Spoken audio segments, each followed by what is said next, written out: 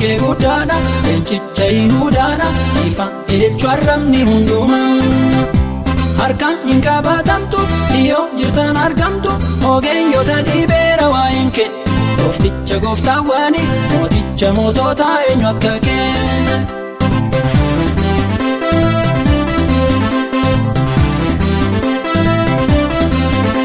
Karra ati saaqtee homtuun cuufu kan ati ijaarte hin jiguun kuufu Waaqaan koo Waaqa cabsuu danqara eenyus si morka eenyus si nakkara.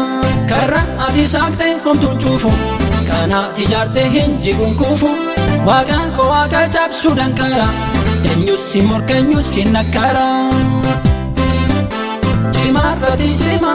Cimaarratti cimaa sodaatama dandeettiin kee guddaadha leencicha Yihuudaadha sifa ililchu arrabni hundumaa. Harkaan hin qabatamtu yoo jirtan argamtu ogeeyyoota dhibeera waa'een kee goofticha gooftaawwani mooticha mootota eenyu akka kee.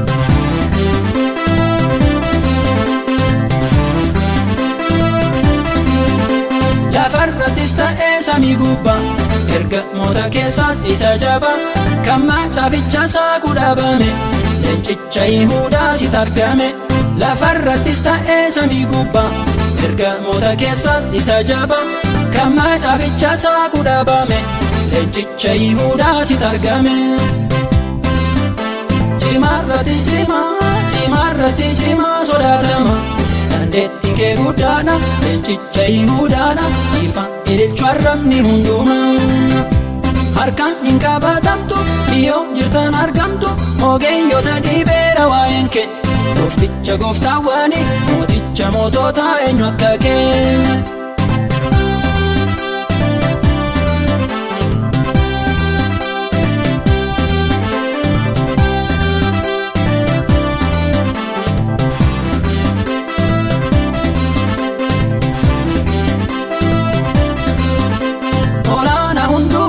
Ilaalta hiitan qabda ergamoota yuun caalta dhagootan baqaqsa sagaleen kee leencicha Golgootaa eenyu akka kee. Olaanaa hundumaa gadi ilaalta hiitan qabda ergamoota yuun caalta dhagootan baqaqsa sagaleen kee leencicha Golgootaa eenyu akka kee. Cimaarratti cimaa sodaatama dandeettiin kee guddaadha leencicha Yihuudaadha sifa ililchu arrabni hundumaa. Harkaan hin qabatamtu yoo jirtan argamtu ogeeyyoota dhibeera waa'een kee goofticha gooftaawwani mooticha mootota eenyu akka kee.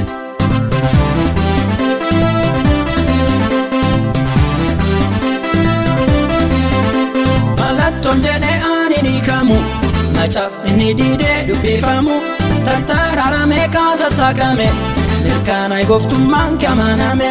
Mallattoon jedhee ani ni kamu macaafni ni diidee dubbifamu tartaraaramee kaasa saaqame mirkaana gooftummaan kee amaname. Cimaarratti cimaa sodaatama dandeettiin kee guddaadha leencicha Yihuudaadha sifa ililchu arrabni hundumaa.